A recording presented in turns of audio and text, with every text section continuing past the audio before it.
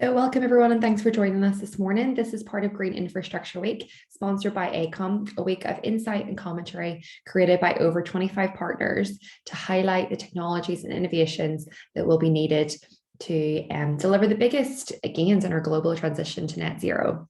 You can find out more and see all of the events at greeninfrastructureweek.com. So thank you for joining us this morning. My name is Emma McKenna. I'm head of net zero at KTN and will be the chair of this session this morning. And for anyone that's unfamiliar to KTN, Innovate UK KTN exists to connect innovators with new partners and new opportunities beyond their existing thinking, accelerating ambitious ideas into real world solutions. And I'm super pleased to be here and chairing this panel this morning with three great panelists who are going to be talking about that innovation that's being deployed at scale and being developed at the moment, and be able to see those ideas being translated into those real world solutions. So it should be a really exciting panel this morning. Just a little bit of housekeeping before we do get started. If you do have any technical issues this morning, please pop those into the chat, and my colleagues, Chloe and Alan, should be able to help with those. If you do have a question for any of the panelists throughout the session, we do encourage you to use the Q&A box for that. If the question is for a particular panelist, then please note that down in the question, or if it's open for all panelists, then you can just pop in that it's for all. Please feel free to kind of add questions in throughout the session. You don't have to wait until we move into the Q&A part of the session today. So please keep them coming in throughout. The session itself will be recorded, and a recording will be available later today on the greeninfrastructure.com website. I think that kind of covers the housekeeping and intro. So the session today is really around how infrastructure needs to change to work with green vehicles. Climate change, as I think we can all appreciate, is one of the most pressing problems of our time, and it does affect everyone. And there's no more important priority for us now as an economy or as a society than our drive towards achieving net zero. And without taking that urgent action, we could risk causing further irreversible damage to our planet. Transport sits at the center of our economy and society as it connects people, places, goods, and services. And innovation and the wide-scale deployment of that innovation is needed across the various transport systems that we have to both benefit our economy and society and environment, but also to enable us to achieve net zero. Now, we're already seeing electric cars, electric vehicle takeoff and landing vehicles, and hydrogen trains all in development. But is our infrastructure keeping up with this vehicle technology? So this session today is really to explore what infrastructure changes and developments are needed across all modes of transport to help us reach net zero. We're joined this morning by three fantastic speakers, Sam, Tim, and Simon. Each of them are going to have 10 minutes to present each on the various kind of programs and projects that they're delivering within this space. And then we'll move into an opportunity to do a little bit of a Q&A and panel discussion to unpick and unlock some of these, some of the elements of this a little bit further. So I'm going to finish up there and actually hand over to the people that you've actually came to listen to today and hear from. So first up, we've got Sam McGilligan, Director of Zero Carbon Energy Systems at AECOM. So Sam, I'm going to hand over to you now, so feel free to share your screen and kick off your presentation. Thank you, Emma. Thank you for that introduction. I've taken the opportunity to set a bit of a scene here this morning in the first session. My role at AECOM is twofold. First is to find those projects that we can be delivering now, but it's also to take the long view and to help our organisation understand how the transition affects all of our very diverse teams working on very diverse bits of infrastructure.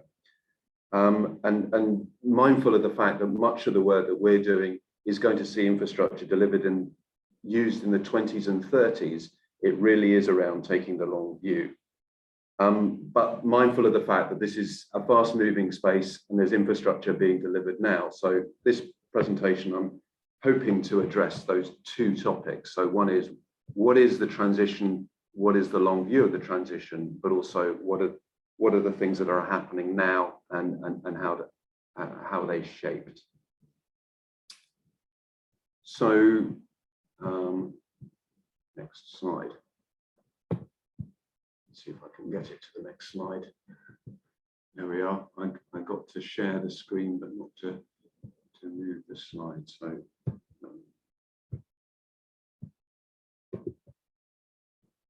there we are. I found the right button to press.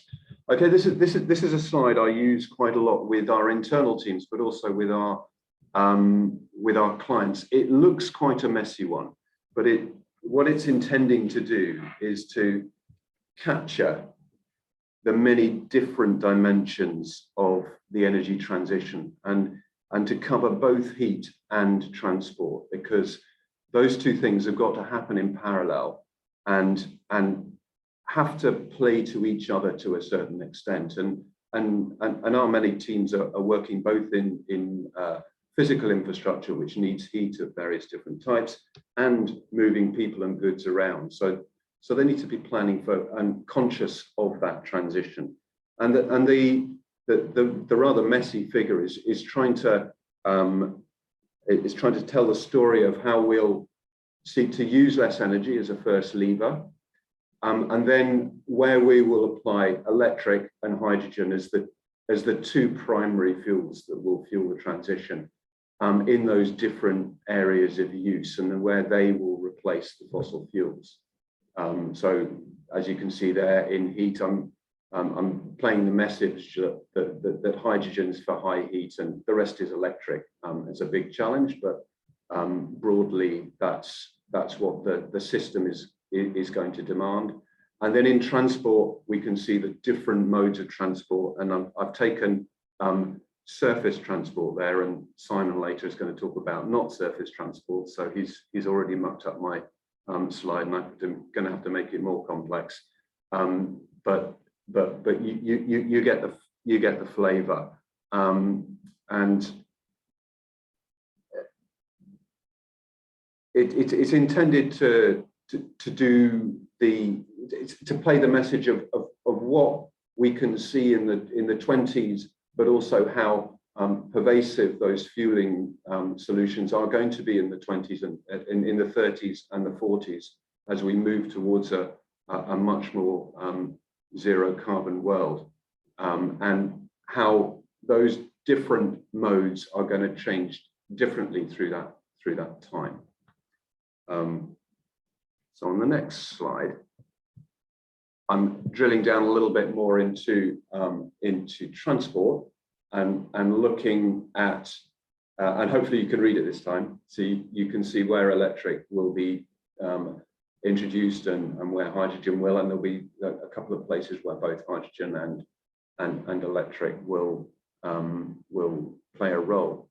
But on this slide, I'm trying to start now to think about the infrastructure and what's driving the shape of that infrastructure.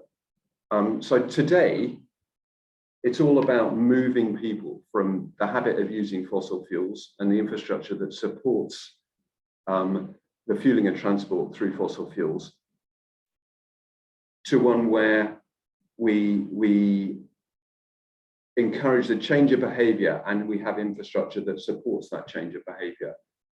For the 20s, it's around that. So there's a certain level of making it as similar as possible, making the experience similar. So we go to fill up. So there's a place where we go to fill up, and we do it in a particular time, and that's it, to a certain extent, driving the way we fuel.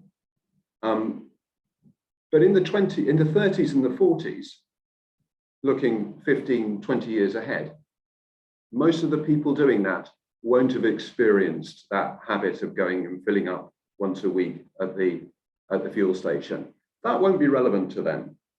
They'll be making the most of the technology it has and seeing the role that technology has within the energy system. So the infrastructure demands in the 30s and 40s can and I would argue will be very different from those of today. So I'm now going to be slightly controversial, because I like being controversial because it creates debate. And I'm going to stick a few pictures and tell you what I think is happening in the 20s and what I think is going to happen in the 30s and the 40s. So let's get the right button. There we are. So currently, what we're seeing emerging is fueling infrastructure, and it's not all fueling infrastructure, and that's the reason why I make controversial comments, because I'm wrong, but I am also to a certain extent right. There is a feeling that is similar to a fueling location. It's a destination. You go, you fill up, you spend as close to the duration of time to fuel a fossil fuel vehicle to get a full charge, because that's what I'm used to doing, and that's driving a lot of the infrastructure that we're seeing deployed here. So we're seeing on the left-hand side there, Shell's Fulham charging destination, which is their fossil fuel location, rebadged as a charging location, and that's one approach. And then you see an Ionity fast charge location out on the strategic road network, which is sat next to pretty close. It is right next to a petrol station, so it's where we're used to going, and we know we can get it there, so that's really good. So there's integrations into the fossil fuel network. There's some destination charging, and there's some on-street charging that's starting to occur, but it's rapid charge. It's to address range anxiety, because those people that are changing behavior, that's their primary concern. However, what we will see in this decade is some sort of variable pricing that's starting to encourage people to charge at night, because that's what the system will wish to encourage them to. So we'll move to a situation where many of the cars that we have that are electric on the road, you go to them in the morning and they're fully charged. And therefore the rapid charge is for long journeys. It's on the strategic road network. It's not for every day. And that's the transition that we'll see in the 2020s.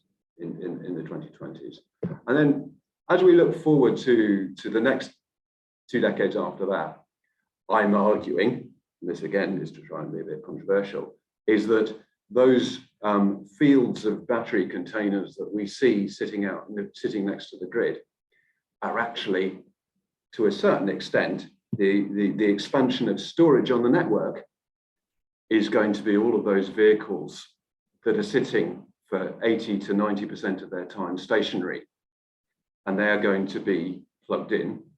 And so the infrastructure that we're going to see is going to start to become quite invisible, because we'll be using it all of the time. And that will be our grid storage battery.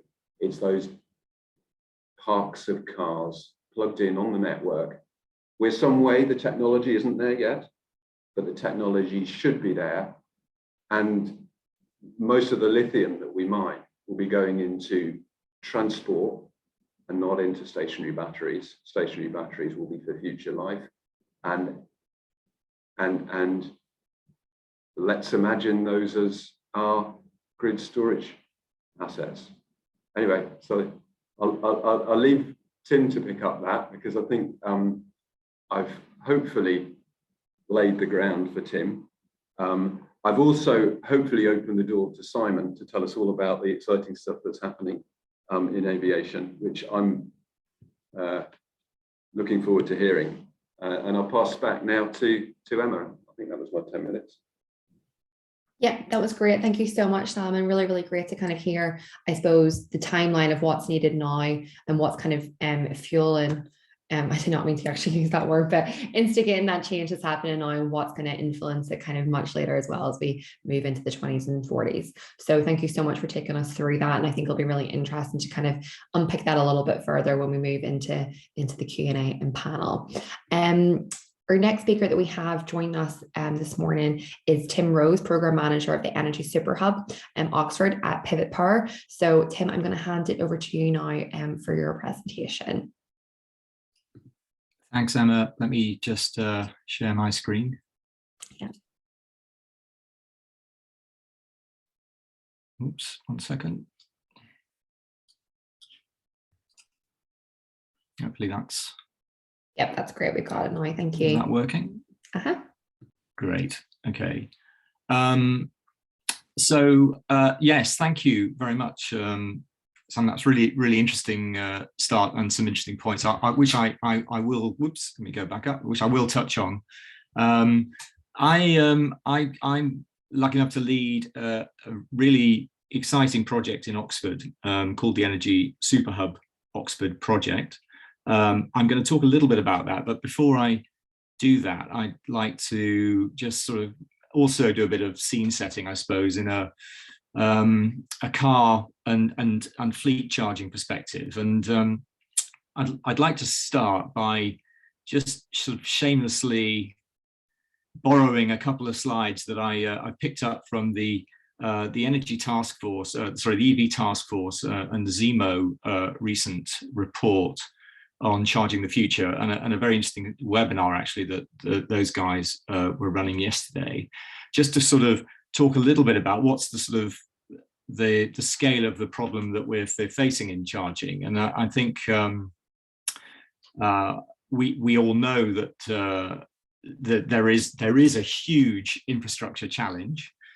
In answer to the question that we're sort of trying to face in this particular session, I think we're not yet allowing infrastructure is not yet keeping up with the technology. You know, we have some supply issues at the moment with the current situation in terms of EVs, but that will be temporary, and we know that the ramp curve is very significant. So this is a chart that that ZEMO actually presented yesterday, which I think just again puts one sort of point in about the sort of scale of the number of cars that we're talking about. Now, this is cars only. You can add another 15% to this for vans, but you can see that we're looking at some 2.5 million battery EV cars by 2030. That's 13 times more than we have today. So about 27 million cars on the road by 2035. So that's a huge shift, obviously, from ICE vehicles. And what does that mean in terms of charging infrastructure? And this is the chart that I loved. And actually, this is the first time I think I've seen a sort of combined view of a combination of public and private charging and the different types of charging priorities that different users are going to need. So really think this is a very helpful perspective.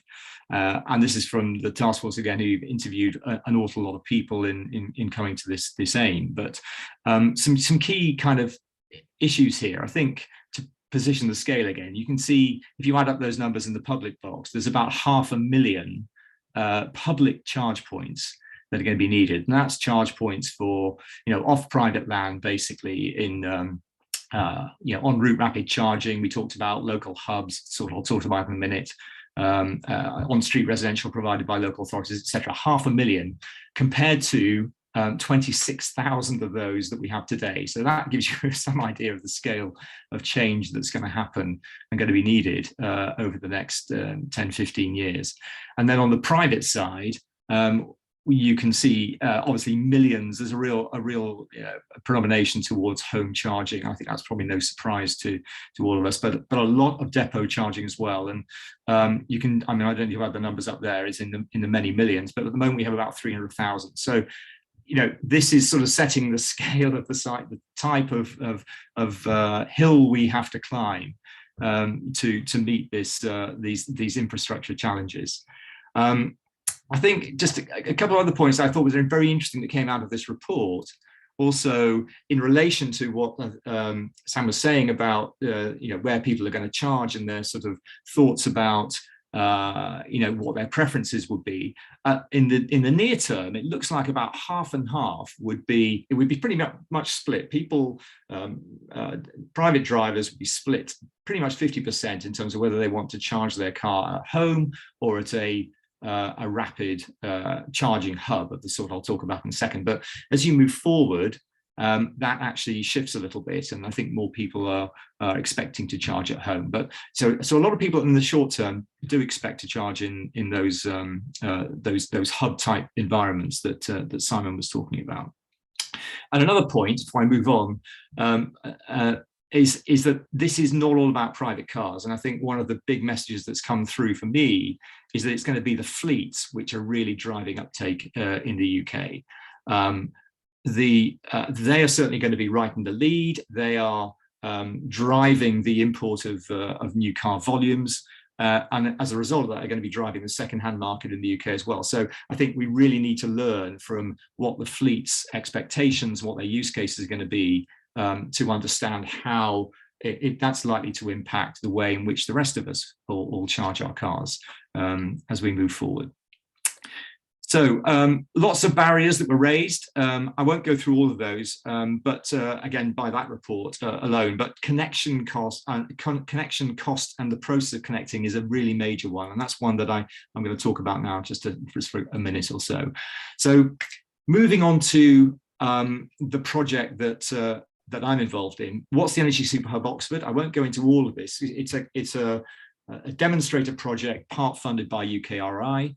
And it's showcasing transport, EV transport, but also battery storage and low carbon heating. And I won't go into the heating part today, but I will talk on batteries to pick up on the point that Sam made in a minute. So the critical thing I would say here is that this has been absolutely essential that that we're working with the local authority here, in this case, Oxford City Council. So absolutely central to everything that we're doing, particularly on the transport side.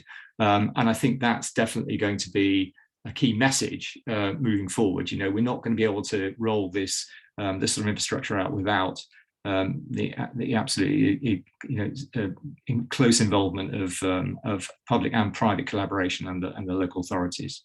So this is a bit about how it works. So our approach is to try and get around some of those issues of grid constraints. We know the local area networks are very constrained, and what our approach does is build a private network from the main transmission network in this case, actually, and that's where this is a little bit unique. So it's a 7-kilometre private wire from the main transmission network station in Oxford to a park and ride in the west of the city. And what this is going to do for us is, because what that's doing is providing oodles of power. I mean, we really can bring many megawatts to charging stations. It's really going to lend itself towards those sort of 65,000 ultra rapid charging points that were in the middle of that picture that I showed you a minute ago. But also it'll support depot charging at rapid speeds. So from a private point of view, the sort of examples that we're looking at here, the first of our opportunities is actually to electrify the bus fleet here in Oxford. And that's going to be done part funded by the Zebra regional bus scheme. It's about 160 buses. Those are going to be connected just at that sort of roundabout at the top right of the picture there, probably starting in the next year or so. And then we'll be looking to provide rapid charging also for the council's electric fleet, and the council is electrifying the first 40 of those vehicles under this particular project. But we could also provide charging for work-based locations elsewhere along this route. I mean, Stagecoach is another bus company that's part of the Zebra scheme, and that will be a candidate too. On the public side, we are installing and building right now this charging station on the west of the city, and this is going to be basically it's actually going to be the largest one in the UK when it opens in the next month or two. Some up to over 40 chargers, lots of different charging speeds, so meeting all sorts of different use cases, people driving through, people parking their cars and going into town. And it's one model. It's not the only model, but certainly it's going to be an important one. And this has been done every step of the way with the council. We've made huge learnings along the way, which I'm very happy to talk about in some of the Q&A as well. So that's the sort of transport side of this. This is a transport session. I'm not going to talk a lot about the power side, but I think it's relevant. So I'm just going to touch on batteries, because the other part of this project is installing a very large battery right at the substation. Again, this is transmission connected. And there's all sorts of interesting and innovative things about this battery as you'd expect of a UKRI project, which I won't go into. I'm happy to talk about that later. But Key point about this is it's not actually powering the charge points. It's connected to the private wire. It's not powering those charging points. What it is doing, and the two ways this is relevant, is that it's certainly by having a battery here, providing services to the grid and trading on the markets, that's helping to share the costs of a significant connection with the national grid. So that's one thing it's doing. And the other thing it's doing, really picking up on Sam's point, this is all part of providing services to the national grid, which are really helping stabilize the grid and providing a balancing type of capability, which is going to be more and more important as we bring on all those megawatts, so gigawatts of wind and solar over the next few years. So it has a number of routes to play in this. We can charge the chargers with this if we want to, but that's not the main aim of the project. So just to finish off, this is the first project of this type. We're actually we're working on 40 of these different projects, all connected to the national grid. The next two, particularly Coventry, which is an interesting one, maybe we can touch on a little bit later, is underway. So is one at Birmingham, both batteries, and at Coventry, we're looking at the first private wire there, very much focused on buses in that case as well. So very, very, very interesting. But is this the only model? Of course not. It's only going to work where we have transmission connected capability, which is the main focus of our business model. Obviously, for DNO connections, that's a different kettle of fish, and many others are working in that area. But as I say, lots and lots of possible future flexibility around this sort of model. The key thing that we're doing is providing quite a lot of power for that rapid type of charging. So there'll be lots of these projects to follow. I'll leave it there and hand on to Simon, well, back to Emma to start with, but very happy to take questions on this. Lots of interesting learnings that I'm very keen to talk about as we go forward. Thanks. Thank you so much, Tim. That was great. And I think really kind of a really interesting, comprehensive overview of kind of a very exciting project that's happening at quite a large scale. And I think there's been some things that you've mentioned there that I'd be able to really love to understand a little bit more, particularly around the learnings that you've had through the kind of development and delivery of that project. Just a reminder for all of our attendees here, if you do have any questions for any of our speakers, I know we've got a couple in the Q&A box, but please do keep them coming in, and we should have plenty of time to respond to those when we move into the Q&A session.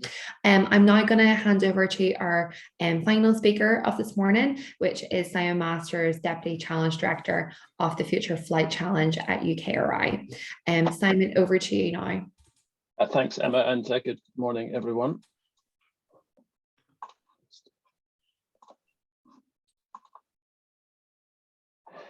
There we go. So yes, I'm going to talk a bit about the Future Flight Challenge Programme, which is one of the Industrial Strategy Challenge Fund R&D programmes that's being delivered by UK Research and Innovation.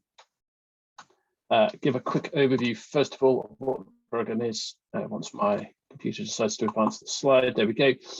So what we are focusing on is what many are calling the third revolution in aviation. So really moving beyond the current offering of passenger aircraft, which are fairly similar, towards really exploiting new forms of transport, such as drones, urban air mobility, or e-VTOL, flying taxis, whatever you want to call them, sort of mobility vehicles, and also really setting the stage for the future of electric or hydrogen or hybrid electric aircraft, and demonstrating that for us at small scale to start with. So what does all that mean? It means all sorts of opportunities, some of which we'd thought of before, and some of which we've only learned while doing this program. The utilization of some of these vehicles is almost just down to the imagination of those companies who are going to operate them. And there are some examples here, but particularly for this morning, we have a particular interest in integrated transport systems, and also how new forms of green aviation can help to connect the more rural and remote parts of the UK.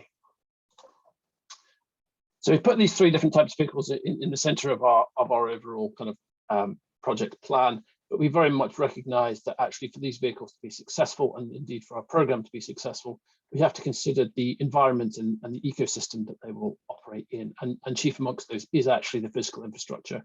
There's very little point in us investing large amounts of taxpayers' money, funding some exciting R&D, only to discover that these vehicles cannot operate effectively, because there's nowhere for them to take off or land, and there's nowhere for them to charge or refuel. So that's why infrastructure for us is one of these key components that you see around the kind of outer ring of this circle.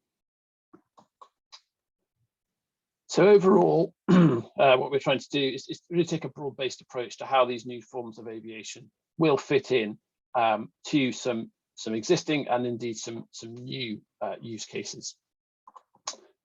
And that requires us to look at a wider industry and beyond. It requires us to kind of get outside of our comfort zone. Many of us in the team are from the aviation or aerospace sector. It does require us to talk to people in energy sector, in civil engineering, in software, in all sorts of areas that we really need to make sure that we create a sort of integrated end-to-end ecosystem for these new vehicles. And of course, we want to put people at the heart of this with a focus on social benefits and desirability. And actually, net zero and green and really highlighting those benefits is a key thing that we're doing. And we have found in some of the public consultation exercises we're doing, actually the public views towards these new forms of aviation are very much shaped by the capability for them to operate with zero emissions. That's very much seen as a desirable factor for many. So at the moment, we have funded 48 projects using up just under £34 million of our overall budget, and there are some examples there. But what I'd like to do is just to look at an example from each of those different types of vehicles that I've discussed, but also just look at how infrastructure plays a large part in what those projects are doing. So the first one of these is looking at the introduction of hybrid electric aircraft. The aircraft you see in the center is actually quite a small, it's a 6-seat Cessna that was actually built in the 1970s, but has been modified to be a hybrid electric aircraft. It actually has two engines, one at the front, one at the back, and the one at the front is battery powered. This in itself is quite exciting. It's one of the few aircraft in the world that's been modified to do this. What we've done in working with this company is actually to look at how it can be operated from existing UK airports. So in the bottom left, we have Kirkwall Airport in the Orkney Islands, and the bottom right, Exeter Airport. And this aircraft has operated from both of those facilities, and they have started to look at what sort of charging mechanisms they need, how long does it take to charge the aircraft, which is obviously a key consideration for operators, how far can it fly. All those sorts of operational aspects are now being looked at, all the way through to things like safety. So if you are charging this aircraft with some high voltage DC supply, how close can you park a conventional aircraft that's being refueled with jet fuel? You know, what are the safety implications? And how does the airport and the airport operator, how do they have to adapt their existing infrastructure to be able to accommodate electric aircraft? So there's been a lot of learning from that. I think there's certainly more to come. And whilst the aircraft, I guess, rightly takes center stage, actually some of the key learnings have come from the ground infrastructure side and have come from just the airport operators getting a sense of how much electrical energy they're going to need and frankly, where they're going to get it from. Kirkwall Airport is in quite a handy position because it benefits from huge amounts of offshore wind and tidal energy that gets generated in that part of Scotland. But for other airports, you know, there is a real question about how the electrical infrastructure will be able to handle the requirement to recharge lots of aircraft at once. In terms of physical infrastructure, the next one, I've made the bold choice of trying to play a video. I do hope this works. Okay, this is one of our more high-profile projects. It's actually based in Coventry, I think Coventry earlier, and they're actually running demonstrations from this week. This is a new concept. This is an all-new type of infrastructure for vertical urban air mobility and drones to operate in urban environments. And they have actually built something that looks a little bit like this. This is obviously a mock-up rather than the actual one. This is looking at new infrastructure and how it could be embedded in cities to support greater mobility.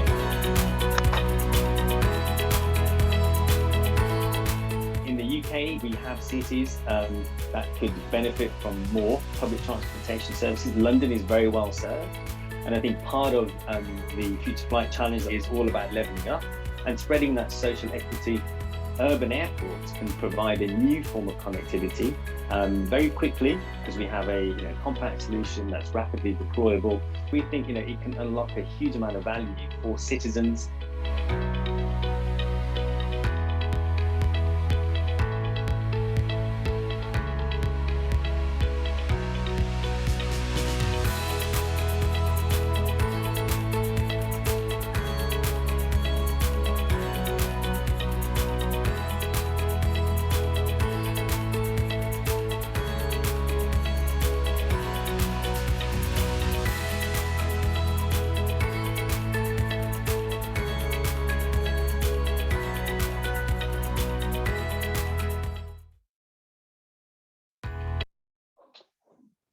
Okay, the third project to focus on is actually one looking at drones, which again presents yet another different sort of infrastructure challenge. This was a project actually that we ran during the period of COVID lockdown, and was actually, apart from the infrastructure considerations I'm going to talk about, was actually a quite interesting project, because they were actually flying medical supplies and indeed the mail with Royal Mail from Perranporth to the Isles of Scilly, which is one of the more remote locations in the UK. And what they found is this drone itself is quite a large drone. It has a payload of 100 kilograms, and it certainly does not take off vertically. So it operated from a small runway, which was fine. When it got to the Isles of Scilly, it landed again at an airport on St Mary's, and then they used a number of smaller drones to fly around the islands because there wasn't infrastructure there. So these drones had to be able to deliver what they were delivering and return to where they were operating from without being able to be charged in between. So again, a different set of use cases, but really a reminder that actually in some parts of the UK and indeed the world, infrastructure is not necessarily going to be available, and the ability to charge is not going to be available. So some vehicles will have to operate with enough range to be able to take off and land and return to their base without being recharged. And there will have to be considerations about what they are actually landing on. We all have visions of these things landing in our garden to deliver parcels. Actually, that's probably, in my view, not going to happen, because the drone itself would need to know with a good degree of confidence of what's landing on a hedge in a swimming pool or anything, or what's actually below it. So I think there are limits to how flexible drones can be in terms of being able to deliver things and land in all sorts of different places. The final bit I was just going to highlight, there are other wider government programs. So the Connected Places Catapult on behalf of the Department for Transport have been doing a lot of work on zero emission flight infrastructure. And there are some examples there of some of the topics they are looking at, and it really just serves to highlight the increasing interest across government departments on looking at the challenge of infrastructure for aviation, and really looking at some of what the requirements are going to be. And as well as what you can see on the screen, there are also some activities going on at Teesside Airport, where they've installed a hydrogen refueling station at the airport, currently only for ground vehicles. But actually, that's a great first step, and they're looking to actually have some of the tugs and other sort of vehicles that service aircraft be running on hydrogen very soon, and that's going to be sort of part of the Tees Humber hydrogen transport hub. So again, a great progress and real indication that the government is taking this seriously in terms of what's required for these new forms of aviation. So yeah, that I think is my final slide. So thank you very much, and I will hand back to Emma. Great, thank you so much, Simon. And I think that's really exciting. I think with that, it really kind of changes the way of kind of how we suppose we move people, but also products and goods as well in the future. And it's a really exciting challenge that's really kind of driving innovation in an area that's kind of, really much needed at the moment. And I'd like to just thank all of our speakers that we've had so far this morning. I think those have all been really excellent presentations that have set the scene and help us explore kind of what's going on now at the minute, what the direction of travel is, and kind of what's needed to make that happen, and some of the innovation that's kind of being developed at the moment. We do have a couple of questions in the box, so I'm going to bring a few of those to the floor now, if that's okay. And then from that we can have a bit of a discussion. Now we've got an interesting one here from one of the attendees, which is really looking at kind of in the future, do you think there's a way for electric cars to charge whilst driving along the roads? I'm going to come to you, Sam, for that one, if that's okay. Oh, you're just on mute, Sam, sorry. Thank you for prompting me on that. I think for cars that's unlikely. I think Yeah. the opportunities that present themselves in the life of a car to be charged for the user to be ready to drive it are too great for the need of on travel charging. There's more of a debate for vehicles that have a higher percentage of their time in transit. There are discussions about heavy goods vehicles taking charge whilst in transit because of the different challenges that they present. I think the infrastructure challenges should not be underestimated of doing that. So the jury is very much out on whether that's a deliverable prospect. But for cars, I don't think so. Great, thank you. Now, Sam, you mentioned HGVs, and we do have another question in the chat here about that, which really kind of looks at kind of the weight of batteries as being currently an issue, not just for aircraft, but for buses and HGVs, where perhaps the understrength of bridges may be challenged. Do we see step changes happen in battery technology coming where electric vehicles will in time weigh less than the current fossil fuel vehicles? And Tim, I'm going to come to you for that one, if that's okay. So just unmute.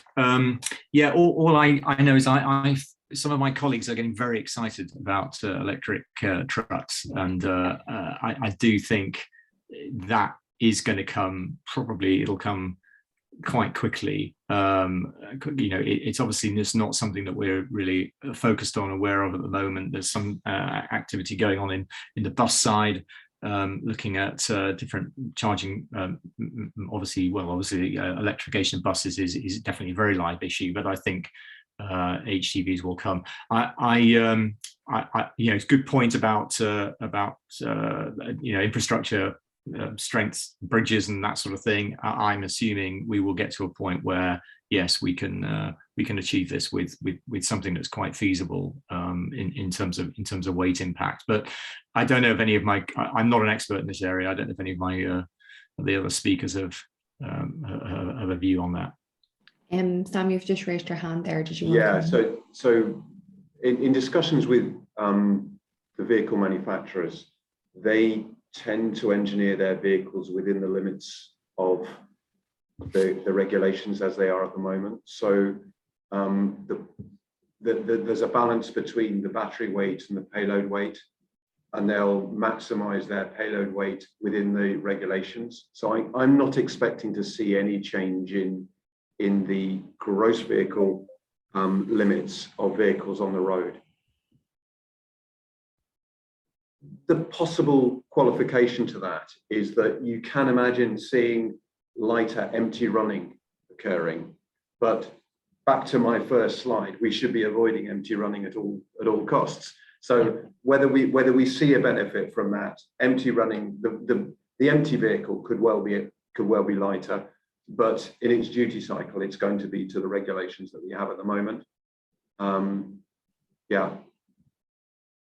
A further clarification that's just come into my mind, the balance between the axles might be subtly different in that in a bus, certainly all of the weight sits on the back axle at the moment, because that's where the engine is, that's where the mass of the vehicle is when it's empty running.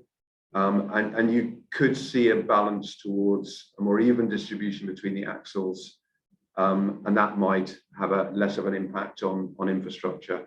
But I think it's marginal. I don't think there are any significant gains to be had in terms of lightening the loads on the roads. Great, thank you, Sam, for that, and thanks for coming on that. I think that's a really interesting perspective and brings a few ranges of views in there. You've mentioned about, I suppose, regulations and regulatory kind of, I suppose, aspects of this, and I think that's kind of a question I maybe want to open to all of you.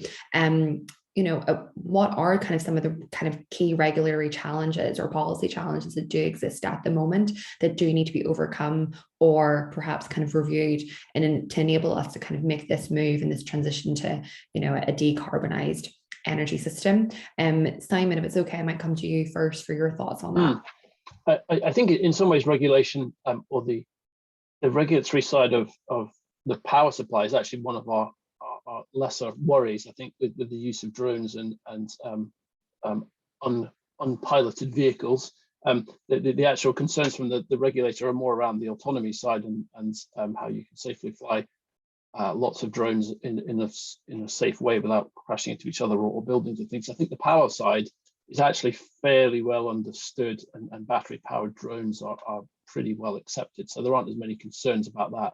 The larger passenger aircraft side, I think what we're seeing at the moment, let's say, are hybrid aircraft or ones where, one engine is running on a traditional fossil fuel burning engine, the other one is running on a battery. So they've sort of taken this incremental step to help the regulators, and these are being done on existing aircraft that are already certified as safe for flight. So you're making a change to an existing aircraft, which obviously reduces the regulatory burden. I think in the future, when people want to design all new aircraft, that's when the challenges will become much greater. And obviously, the use of hydrogen aircraft is still fairly new. So I think it's a step-by-step process, but everything with aviation seems to take a bit longer than our friends in the land vehicle side. So I think we're being kind of cautious about some of the projections as to when these sort of aircraft will actually be carrying passengers in sort of normal service. Yeah, thank you so much for that. And I suppose maybe from kind of the land surface or land transport aspect of it, was there anything else additional perhaps maybe you might wanted to add, Tim, to that? Well, I mean, we face some quite interesting regulatory challenges in the project that we're building now around the transport side, but a lot of that was actually, from this point of view, was coming from the fact that we're connected to the transmission network, and that's pretty unusual for something as small as an EV, charging hub, where most people who are connecting to the transmission network are sort of large scale plants, processing plants and steel plants and that sort of thing.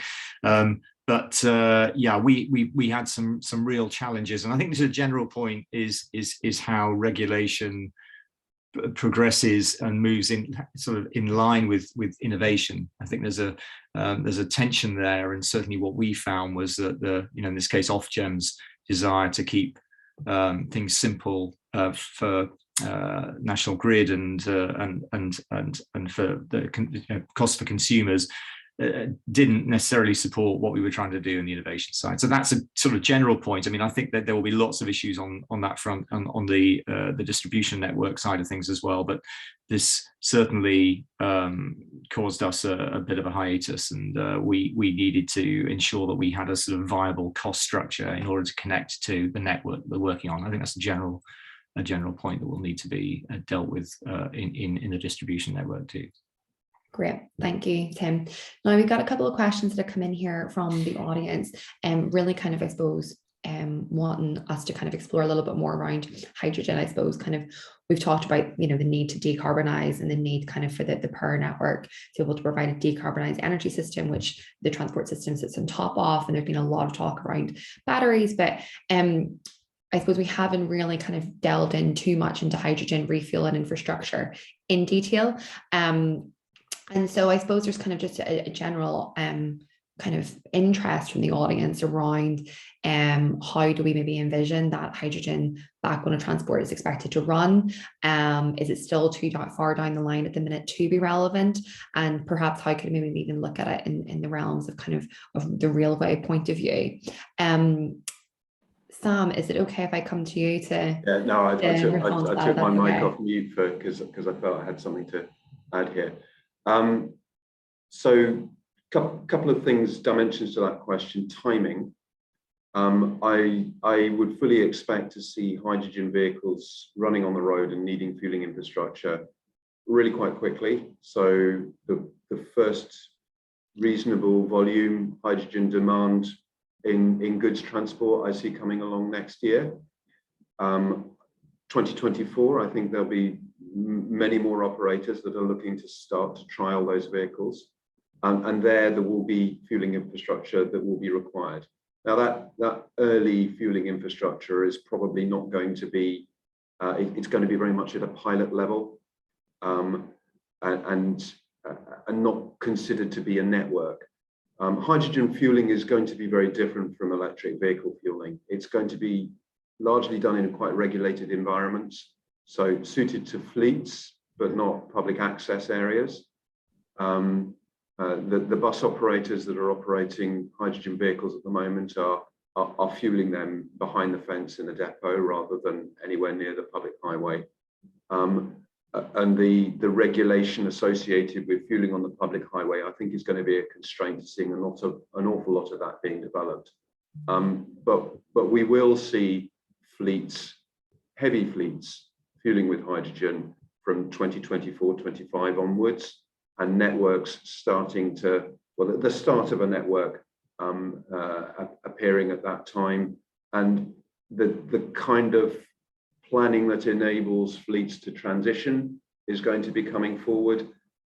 The timescale for buying the vehicles is probably less than timescale for investing in the infrastructure that will do the fueling. So there's a tension there between the fleet needing to know that the infrastructure is going to be there in order to make the investment decision, but the infrastructure to fuel is going to take longer than buying the vehicle. So there's a key to be unlocked. There's a lot to be you know what I'm saying. There's a conundrum. There's a conundrum to be unpicked there, and there are people thinking about how to unpick that at the moment. So we've a number of programs that should help to enable potential hydrogen users to see where that fueling can take place, and to enable the fueling providers to plan for that infrastructure.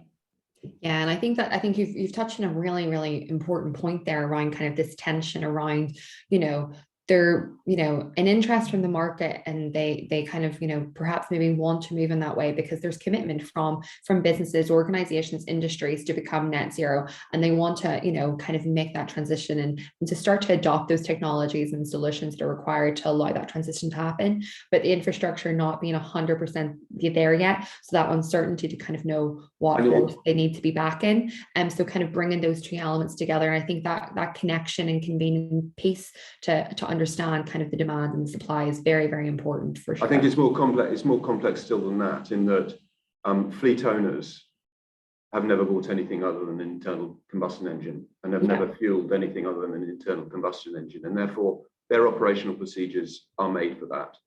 And they don't buy vehicles for the pleasure of owning a vehicle. They buy a vehicle to do a job, and that's their job.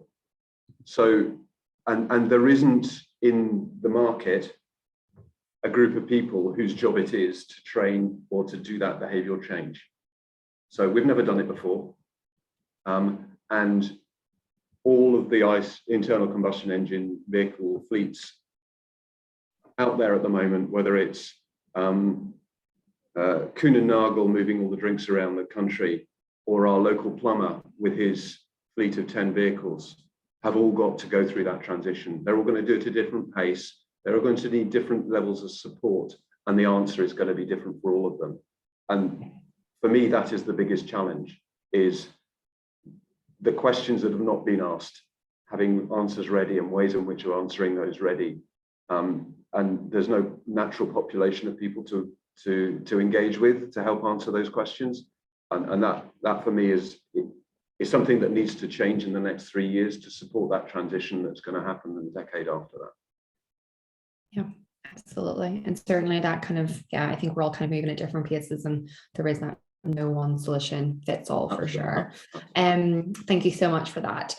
Tim, I'm going to come to you now. We've got a question in the Q&A box, which you said you're going to answer live, which is really around what is the sort of short-term vision for flats and terrace housing when it comes to at-home charging. Are you able to respond to that and kind of provide some? Yeah, sorry, just to come off mute. I mean, I don't think there's a very easy answer for this. I don't think there's a very easy answer for this. And it's interesting, as the council we're working with, Oxford, are sort of putting their EV strategy together, and it's not there yet, but some of the initial pointers in that are looking to things that would sort of I suppose, work against providing a solution directly for flats and terrace houses. I mean, certainly for them, providing sort of pavement-based solutions. There are some very innovative things going on in Oxford. A guy who's kind of developed his own sort of sub pavement level charging conduit type solution. All these sort of things that we're looking at, but they're really difficult to do and not preferred. And I think on top of that, you've got the challenge of a lot of new development going up, and the council in this case, and I'm sure it's the same elsewhere, really thinking, well, how do we encourage people into public transport? You know, they really want to reduce the amount of private,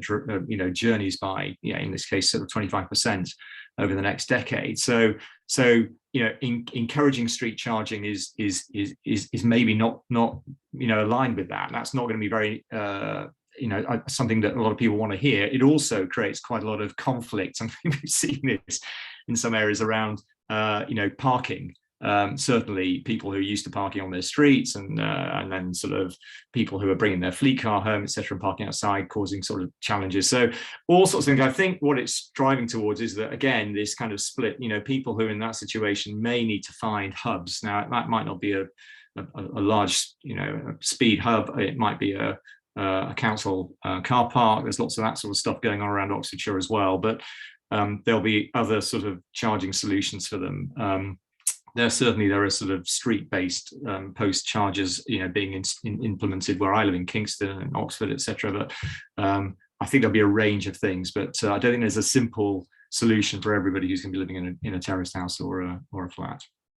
Yeah, brilliant. Thank you so much, Tim. And I think that's something that's coming across. This is a very complex problem and a very complex challenge, and it requires, a range of different solutions across a range of different, modes of transport and types of infrastructure that's required to meet, the demands of society and of our economy as well. We've only just got a couple of minutes left before we do finish, and so I just kind of wanted to come around to each of you for, I suppose, one kind of final point or thought that you have, and maybe particularly from each of you to really kind of maybe reflect on, I suppose, in your experience to kind of to date in the projects that you've been in delivering, what has been kind of your biggest learning, and what's kind of been your biggest takeaway that you might want to share with the audience today as we kind of move towards this net zero transport system. Simon, if it's okay, I'm going to come to you first, then Sam, and then I'll come back to you, Tim, if that's okay. I think the biggest learning has been the challenge, but also the value in us. So stepping outside of our usual comfort zone and actually working with energy companies, whether they are the likes of E.ON, who are a partner in some of our projects, who are looking very carefully at how they could supply energies to an airport, all the way through to some of the organisations producing green hydrogen in the Highlands and Islands of Scotland, who are also in their own way very keen to understand how they can get hydrogen that they're producing in vast quantities to airports. So actually, it's been a real eye-opener, and we don't necessarily yet speak the same technical language, but it's been really worthwhile to actually engage with these organizations and really understand the part that they will have to play. Otherwise, I'm going to have a bunch of shiny aircraft sat on the ground, not able to go anywhere because we haven't worked out how to refuel them or recharge them. So yeah, I think engaging the energy companies has been a real eye-opener for us, and the interest they have in supporting this has been really positive. Great. Yeah, absolutely. I think that kind of engaging beyond the industry in which you're operating in is so important and so key. Sam, if you're okay to share. I'm going to reference the point I made previously, and that for me was the light bulb moment in realizing the challenge that we have to move from serving the first adopters. Those people are going to go and find a new technology, and they're going to adapt their lives to that new technology, to serving those that aren't interested in that process. They need to be walked through the process. They need to be helped to understand how as a fleet owner, it's going to change the way we do things, but actually there are significant benefits to be yielded from that transition. And talking them through that process, and for the private car user, that it isn't as scary as it should be, and that the infrastructure is actually coming along. Those are the things that for me are the biggest learning, is moving from our group of impassioned people who've been working in this area for a long time and take things for granted to addressing those concerns of people who don't take it for granted, but have got to come along the journey as well. Yeah, absolutely. I think that's the thing. I think it's just thinking about everyone that this needs to serve and on how we can support and engage with them. Absolutely. And Tim, just one final point from you, if that's okay. Yeah, just quickly for me, I think the key thing is this relationship with the local authority. I mean, they are so central in so many areas of this, you know, coordinating activities with the network operators to understand where we need power, working with the fleets to know what sort of use cases are appropriate here and there. But in our case, the contracting methods to install something that looks fairly straightforward, like a sort of super hub, when you're using working with three different charge point operators, the contractual arrangements, when you're talking about a tender, you know, a local authority tendering process, are pretty complicated. Number of people involved, very, very complicated. So we need a lot of streamlining in understanding how to do that, and making it easy for other local authorities. I think we really want to learn from this project to be able to pass those learnings on to others. Great, brilliant. Thanks, Tim. I suppose at this point it would be silly of me not to mention our Net Zero Places Innovation Network, which is all around supporting and working with local authorities in that way to support that kind of the procurement and innovation, but also that knowledge sharing, which is so, so important. I think, you know, there's a lot of exciting projects that are happening across the country, but how do we facilitate that kind of those learnings and those insights across those projects, so we can really kind of advance it and move much more quickly. I think just to kind of summarize the session today is really, you know, the transport system of the future will need to be more efficient, it needs to be cleaner, it needs to be smarter, and it's going to need to utilize various different enhanced technologies, digital communication, and autonomous as well. And this is going to, you know, to just echo a lot of the points that have come across here from our speakers this morning, it really will require collaboration, not just within the transport sector itself, but across other industries, other sectors, other types of stakeholders, whether that's kind of the energy sector, you know, local government, central government, and also the, you know, finance as well, green finance being really important to this. And this kind of is going to require just, you know, a move whilst we're kind of trying to decarbonize transport and provide something that's fit for purpose for the future. There's also the need to decarbonize the energy system alongside that, and also create a circular economy with low carbon supply chains. So there's a lot of different kind of elements to this, and it's quite complex, but I think it's really great to be able to see some of the real life innovation and projects that are happening on the ground right now across the UK. And I think that kind of builds in a little bit of hope that we are moving in the right direction. And I think it's really important that, you know, when we think about this, it's really important that we need to create those diverse connections to create that and drive that positive change. And I suppose I just like to give a shout out to KTN again, that, you know, if you are interested in learning more about our exciting portfolio of innovation transport projects, then do visit our website and do reach out. I want to just kind of say thank you all so much for attending this morning and for your engagement and your really insightful questions you've been able to pose here for the panel, and also to thank each of our panelists, Sam and Tim, for your, you know, really interesting and incredible insights into kind of where you see some of the challenges buyers are at now for the transport system. And begin, and, you know, what needs to be prioritized and how could problems really to drive innovation and to help us kind of build that transport system that's going to serve the needs of the economy and society as it evolves in the future. So it's just really for me to say that this webinar has been part of Green Infrastructure Week.